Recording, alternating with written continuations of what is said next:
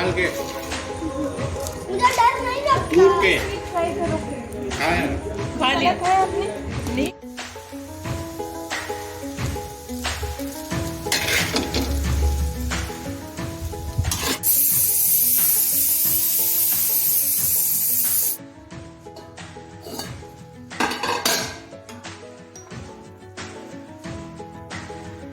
क्या हो रहा है?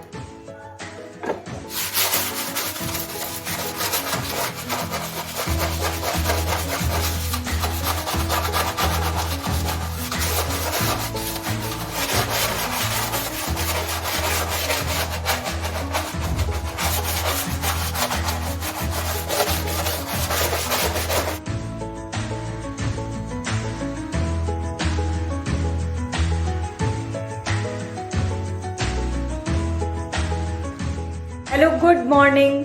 पूरे परिवार को मेरी तरफ से ढेर सारे विशेस। चाहे जिस भी समय आप इस ब्लॉग को देख रहे हो, उस समय के लिए मेरी तरफ से आप सभी के लिए बहुत प्यार भरा प्यार, नमस्कार, सब कुछ है। तो आज की ब्लॉग में क्या है खास, मैंने सोचा पहले ये बता देती हूँ ताकि पूरी ब्लॉग देखने में आपका इंटरेस्ट बना रहे।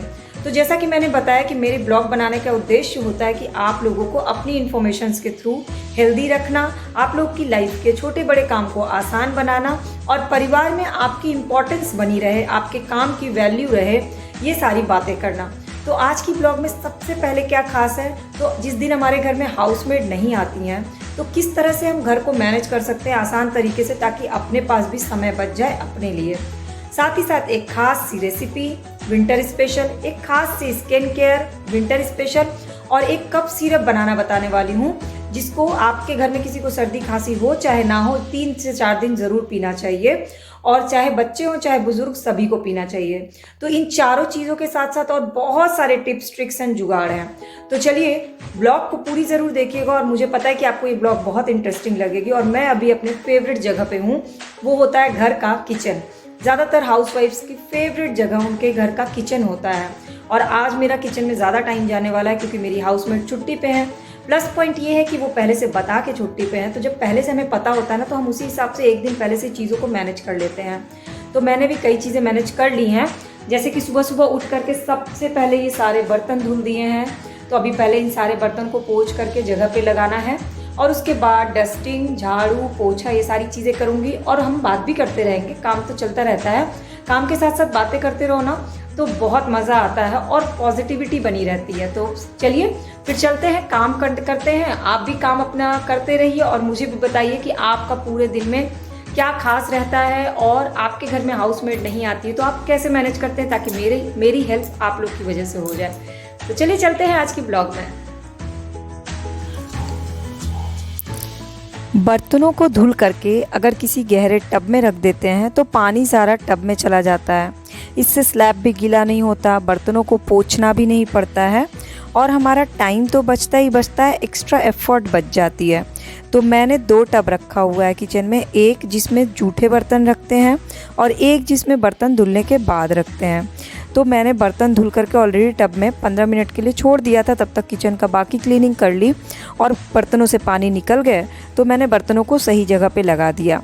बर्तन लगाने के भी सेक्शंस अलग अलग हैं, लाइक स्टील के बर्तन अलग, या फिर कांच के बर्तन अलग, फाइबर के बर्तन अलग।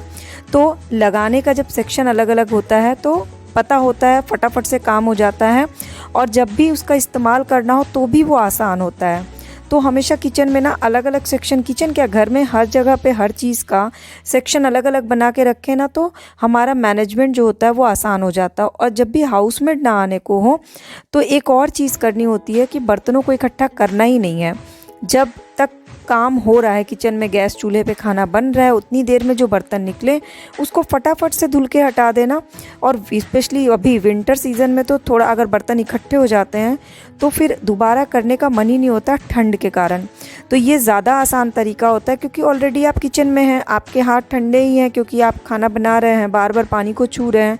तो बेटर ऑप्शन ये है कि उसी समय बर्तन को धुल के हटा दें और किचन की क्लीनिंग कर दें।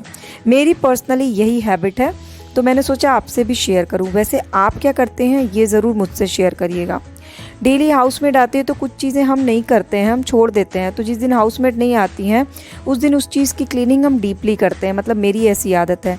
जैसे कि ये जो सिंक है हमारे किचन का, ये मार्बल का है, तो इस स्टील का जो सिंक होता है उसमें गंदगी दिखती है। मार्बल का सिंक हो वो भी ब्लैक कलर का, तो दिखता नहीं है गंदगी, तो इसलिए वो डेली इसको क्लीनिंग करती नहीं है। मैंने क्या किया, इसमें नमक डाल दिया और थोड़ा सा विम लिक्विड डाल दिया और फिर इसको रब किया, तो इतना इसमें से निकला ना गंदगी और काई। तो हम सोचते हैं कि हमारे जो बर्तन है वो बिल्कुल साफ़ हो गए हैं, इन्फेक्टेड नहीं है किसी भी तरह से, लेकिन अगर ये सिंक गंदा रहता है ना तो धुले हुए बर्तन भी इन्फेक्टेड हो जाते हैं। इसलिए काम यही करना चाहिए। वैसे तो हर 2 दिन पे मैं इसको रात में सोने से पहले धुल करके ही छोड़ती हूँ। इधर 3-4 दिन से नहीं धुला था तो इतना क्लीनिंग करना पड़ गया। और ये जो ब्रश है ये बहुत ही यूज़फुल है, क्योंकि इसमें आप विम लिक्विड डाल दीजिए और इसको टैप करिए तो विम लिक्विड का झाग निकलता है, तो काम बहुत आसान हो जाता है। मैंने अमेज़ॉन से ऑनलाइन मंगाया था, 3 का सेट आया था 120 रुपये में, बहुत ही सही लगा मुझे। वॉशरूम में रख दीजिए, वॉश बेसिन धुलने के लिए किचन में रख दीजिए, एक ही बार कुछ भी इसमें लिक्विड भर दीजिए और जब भी धुलना हो तो पंप करिए और आपका काम हो जाता है। तो सिंक साफ़ हो गया, बिल्कुल ब्लैक मार्बल एकदम चमक रहा था। और क्लीनिंग करने में ना हम लोगों को इतना मज़ा आता है, मुझे लगता है मैक्सिमम लेडीज़ को ये क्लीनिंग का काम उनको पॉजिटिविटी देता है। तो आपको किचन की कौन सा सेक्शन है जो आप रोज़ क्लीन करते हैं, मुझसे ज़रूर बताइएगा। आज मेरे घर में आए हैं इलाहाबाद के अमरूद, जो कि लाल लाल अमरूद होते हैं और हम लोग एक साथ ही मंगवाते हैं, रेलवे का रेल से आ जाता है ये। तो उसको खोला और ये लाल लाल अमरूद देख के इतने अच्छे लग रहे थे। तो बहुत फ़ायदेमंद होता है सीज़न के फल खाने का। इसके बाद बारी आई स्किन केयर की, तो अभी मेरा इंग्रेडिएंट चल रहा है स्किन केयर में एलोवेरा। तो ये एलोवेरा के पत्ती जो मैं एक बार तोड़ती हूँ उसको पूरे वीक यूज़ करती हूँ। तो 1 हफ़्ता पूरा 1 वीक चैलेंज होता है एलोवेरा का स्किन केयर का। तो इससे पहले भी मैंने एलोवेरा का एक आपको बताया था रेमेडी। आज जो रेमेडी है वो एलोवेरा को कट करके उसको उसमें छेद कर दें, मतलब फोक से, और उसमें डाल दीजिए थोड़ा सा कॉफ़ी और थोड़ा सा चीनी। चीनी जो है वो स्क्रब का बहुत अच्छा काम करता है, और कॉफ़ी और चीनी के मिक्सचर से जो विंटर सीजन में हमारी स्किन डेड हो जाती है ना, ड्राइनेस हो जाती है, उसके कारण जो स्किन डेड हो जाती है उसको क्लीन कर देता है। तो स्क्रब भी हो गया, क्लीनिंग भी हो गई, क्लीनअप भी हो जाता है। और एलोवेरा से एंटी एजिंग इफेक्ट्स नहीं आते हैं, फाइन लाइंस रिंकल्स नहीं आते और स्किन की ग्लो बहुत अच्छी आती है। तो विंटर सीज़न में सबसे आसान तरीका होता है अपनी स्किन केयर का कि आप जब घर के सारे काम कर रहे हों और नहाने से पहले कोई भी पैक बनाने का टेंशन नहीं, फटाक से एलोवेरा की पत्ती काटी, 2 चुटकी कॉफ़ी पाउडर डाला, 2 चुटकी चीनी डाल दिया और 5 मिनट के लिए इसको छोड़ दीजिए ताकि कॉफ़ी और चीनी मेल्ट हो जाए। और फिर अपने पूरे फेस पे लगा लीजिए ना, इवन अपने होंठ पे भी लगा लीजिए, क्योंकि विंटर सीजन में क्या होता है अपनी स्किन का तो तब भी थोड़ा बहुत ख्याल रख लेते हैं, होंठों को ऐसे ही छोड़ देते तो लिप्स ड्राई हो जाती है, लिप्स से डेड स्किन निकलने लगती है। तो ये वाली प्रॉब्लम नहीं होती अगर आप एलोवेरा, चीनी और कॉफ़ी को लगाते हैं तो मैं अपने होंठों पे भी इसको रब कर लेती हूँ। वीक में अगर 1 दिन भी ये करते हैं आप ना, तो आपकी स्किन जो है वो 4-5 दिन तक इसका इफेक्ट रहता है। वैसे तो अभी मेरा पूरे हफ्ते ये एलोवेरा स्किन केयर चलेगा। इससे पहले मैंने आपसे सोडा वाला किया था जो क्लीन करता है आपकी स्किन के स्किन पोर्स को ओपन करता है, पिगमेंटेशन को ख़त्म करता है और चमक बढ़ाता है। और ये जो कॉफ़ी और चीनी है ये तो बहुत ही बेस्ट है, इतनी स्मूथ हो जाती है ना स्किन। तो 5 मिनट लगा, मैंने चेहरे पे अच्छे से इसी से मसाज कर लिया। बाद में बस सीधे 10-15 मिनट के लिए जब तक घर की सारी क्लीनिंग की और उसके बाद इसको वॉश कर लिया। जब एकदम ड्राई हो गया तो मैंने 10-15 मिनट के लिए छोड़ के वॉश कर लिया और चेहरे के फेस की स्किन जो है ना इतनी अच्छी फील होने लगी। तो जब वॉश कर लिया तब तक घर की क्लीनिंग की, झाड़ू लगाया और फिर बचा काम पोछा लगाने का, यानी कि मोपिंग का। तो मोपिंग करने के लिए ना बहुत सारे लोग, इवन मैं भी, डंडे वाला पोछा यूज़ करते हैं। बट इसके बाद भी बहुत सारे लोग को बैक पेन की प्रॉब्लम हो जाती है और हमें ये सुनना पड़ता है कि हम लोग तो पहले बैठ के हाथ से पोछा लगाते थे, आजकल लोग डंडे वाला पोछा लगाते हैं तो भी लोगों को बैक पेन की प्रॉब्लम शुरू हो जाती है। इसका कारण ये है कि हम जब मोपिंग करते हैं तो हम झुक के करते हैं, ये गलत होता है। हमें क्या करना होता है, ये इसलिए मैंने जानबूझ के आपको ये झुक करके दिखाया क्योंकि मैक्सिमम लेडीज़ ऐसे ही करती हैं, वो झुक जाती हैं।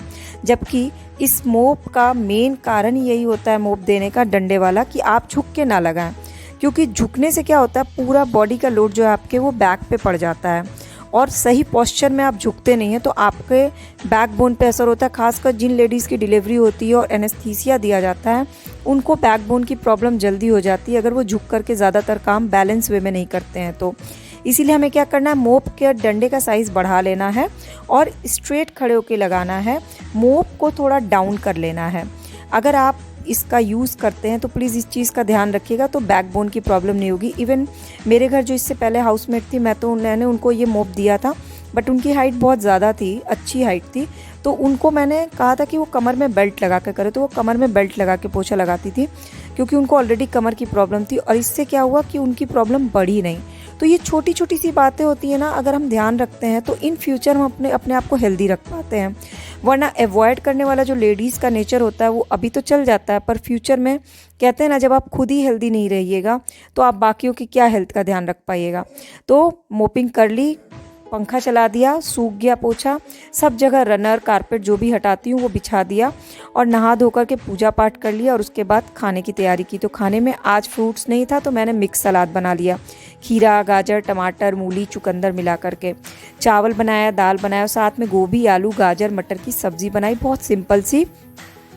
और चावल एक तरफ चढ़ा दिया, दाल पहले ही बना लिया था, सलाद कट कर लिया और थोड़ी सी चटनी बना ली थी। और ये लाल लाल अमरूद खाए। इसके बाद मुझे बनाना था आज स्पेशल ड्रिंक, जो कि विंटर सीज़न हो या कोई भी सीज़न हो, 3 दिन ज़रूर पीते हैं हम लोग पूरे सभी घर वाले। तो इसके लिए तेज पत्ता, एक गुड़, एक टुकड़ा अदरक का, तुलसी पत्ता, 2 कलियां लहसुन की, ये सारी चीज़ें ले ली। तो बेसिकली इसमें सामान सारे चाय में डालने वाले हैं, तुलसी, अदरक, लौंग, काली मिर्च। एक्स्ट्रा सामान में जो है वो है तेज पत्ता, अजवाइन और लहसुन।